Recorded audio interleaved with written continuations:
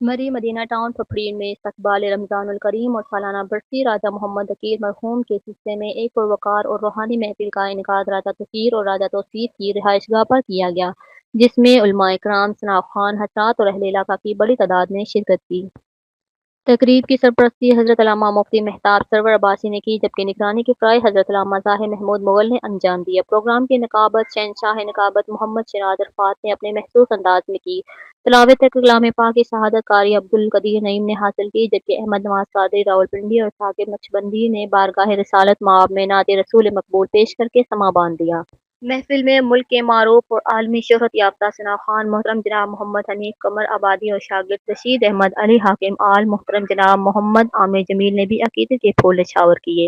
اس موقع پر مقامی علماء کرام میں سے قاری سلیم سعیدی، قاری مطلوب، حافظ ظفر اقبال زیائی، حافظ رضوان عباسی اور حافظ اقبال نے بھی خصوصی شرکت کی اور محفل کی رونق میں اضافہ کیا۔ آخر میں حضرت علامہ مفتی مہتاب سرور عباسی نے صدارتی خطاب کرتے ہوئے مرحوم کے سال ثواب کے لیے خصوصی دعا گوائی اور ملک و ملت کی سلامتی کے لیے دعا کی۔ محفل کا اختتام نہایت عقیدت و